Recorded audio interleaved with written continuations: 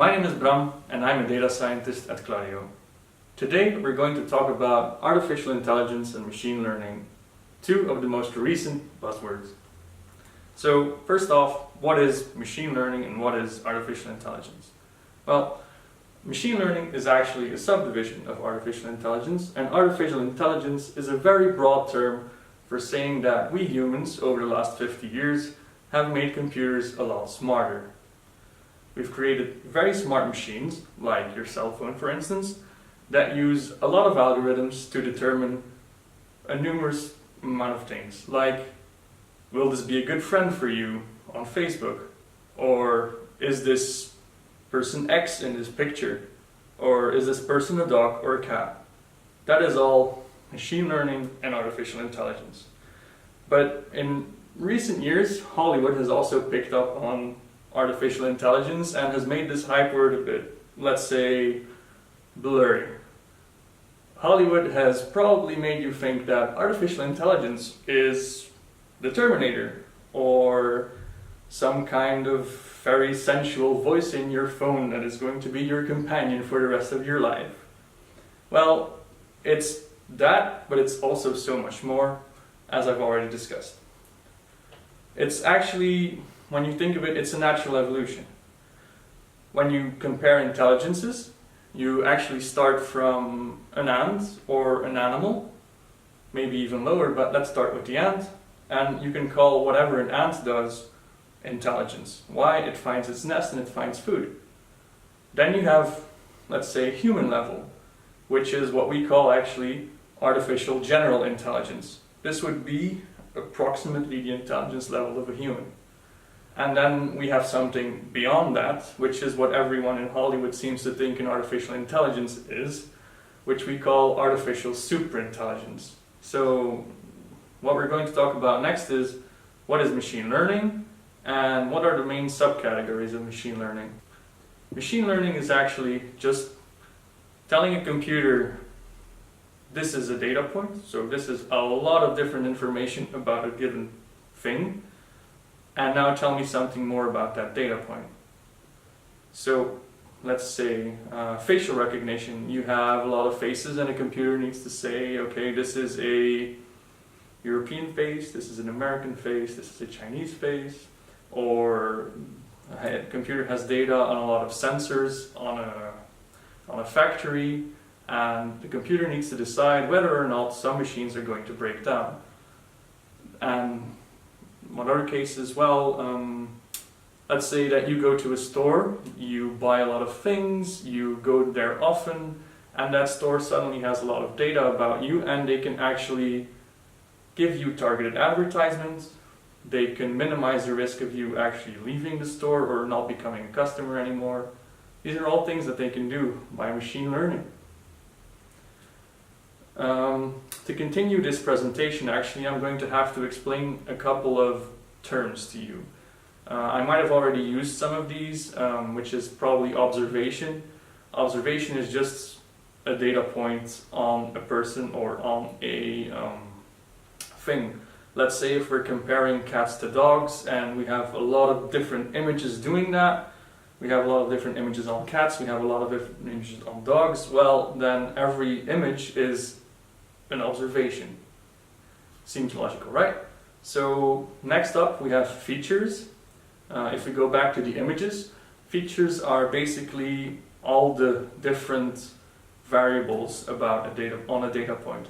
So let's say in the case of the dog, every little pixel in the image is a feature, or a collection of pixels that form a tail is a feature, or a collection of pixels that form a nose is a feature, or just the general color of the pixels. Lastly, we have the labels. Labels are, well, basically, what is this picture? Is it a cat? Is it a dog? Dog label, cat label. Easy, right? So those are the terms that I wanted to explain before we continue. In the field of machine learning, we make a subdivision into two main categories. Recently, it's become 3 categories, but I'll talk more about that specific case later. First off, we have supervised learning. Supervised learning is actually just having labeled observations, like the cats and dog pictures I mentioned earlier, And then the algorithm or the computer has to decide, based on all the features, is this a cat or is this a dog? But in essence, it's us, the humans, telling the computer, this is a cat image, this is a dog image. Now you should be able to tell, if I give you a new image, whether it's a cat or a dog. A second subcategory of machine learning is actually unsupervised learning. Unsupervised learning is telling the computer, well, here is a huge data set of points, a huge data set of observations. Find me the 2 categories that are the most different, or find me the 3 categories that are the most different, or find me the number of categories that are the most unique. A concrete example of unsupervised learning is actually when you have energy consumption patterns, like how much energy you use over the day, like so, and we cluster those into different categories, like so. Can you see the difference in between the households and the companies? Sure you can. This was all decided by a computer that just randomly generated profiles based on the data.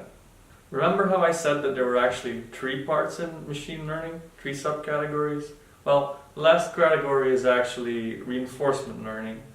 It's something that is a combination of supervised and unsupervised learning, but now the computer is actually labeling the data instead of a human.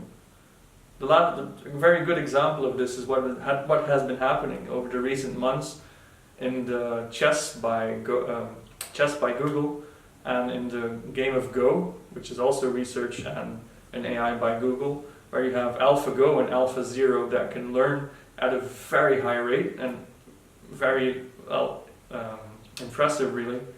That what they do is they play games with chess and Go, and the outcome of the game, which the computer can decide because there is a very specific set of rules set in advance. So the outcome of the game is then used as a label to tell the algorithm, was this a good strategy or was this a bad strategy?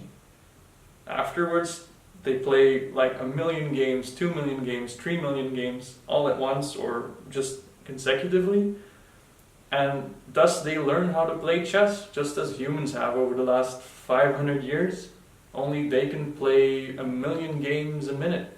And that's how they do it. So in general, machine learning problems consist of 6 big steps. The first step is reading in the data and getting acquainted with the data. What we do is we look at all the images in the data, we look at the contexts, we look at all the text fields, we look at all the specific data points, and we say, okay, we'll plot them, we'll get acquainted with them, and we'll think about what we can use in order to solve our business problem.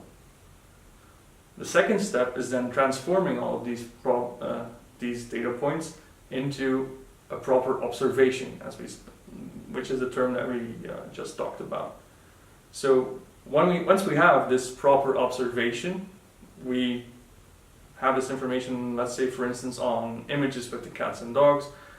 We have information on the color, which we use. We have information on, does it have a long tail, does it have a short tail, for instance. We use that, and all of these other kind of things that we can generate from our image, and we create our base table. The third step is then actually to make this an automated process, and to rescale or to refactor data that cannot be interpreted properly by the algorithm. The fourth step is actually doing the training, which is a very specific term of saying that we now have a computer that can tell the difference between a cat and a dog, and we need it to be able to tell the difference. So we're going to teach it what the relationships between our current observations and the labels are. A fifth step is that we then deploy this machine learning model. What that means is that we use some data, some new pictures, and we generate our features and we generate our base table from these pictures, and we use our model that we have just trained in order to predict the labels of these new images. If these labels are good, we're actually in the sixth step, If these labels are good, we can call it a good model, and our model evaluation, our model scoring, will also be high. If we decide that the model is not adequate, we can restart from the top with our base table creation and just add more features or select a different modeling technique. Okay, so I hope you've learned a little bit over the course of this video on artificial intelligence and machine learning. I also hope that if you encounter the term artificial intelligence in the near future, that the first thing that will pop in your head is not Arnold Schwarzenegger, but is actually your smartphone or cats and dogs. This was the artificial intelligence video from Klarrio. I hope you enjoyed it, and we hope to see you soon.